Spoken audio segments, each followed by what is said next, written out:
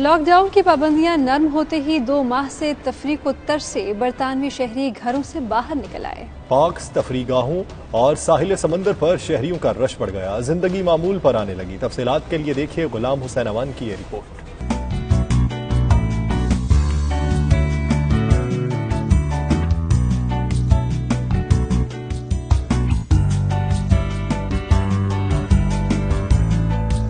برطانوی وزیر اعظم Boris Johnson نے 23 مارچ کو ملک بھر میں کرونا وائرس کے باعث لاک ڈاؤن کا اعلان کیا تو گویا ہر طرف زندگی تھم سی گئی۔ لوگ گھروں میں محصور ہو گئے، کاروباری سرگرمیاں ٹھپ ہو گئیں، جبکہ گلیاں، بازار، سیاحتی مقامات ہر جگہ ویرانی کا منظر پیش کرنے لگی۔ گزشتہ روز وزیر اعظم بورس جانسن نے لاک ڈاؤن میں نرمی کا اعلان کیا تو برطانوی شہریوں کے چہرے گویا کھل اٹھے۔ 2 ماہ سے سیر و تفریح کو ترسے برطانوی شہری گھروں سے نکل پڑے۔ لندن کے پارک، تفریحی مقامات شہریوں سے بھر گئے، جہاں وہ خوبصورت موسم کا لطف اٹھاتے دکھائی دیے۔ کوئی دھوم سینک رہا تھا تو کوئی سائیکلنگ کا لطف اٹھانے میں مصروف تھا۔ لاک ڈاؤن میں نرمی ہوتے ہی کھیل کے میدان بھی سج گئے ہیں۔ رگبی کے کھلاڑیوں نے 2 ماہ بعد میدان میں جم کر کھیل کھیلا۔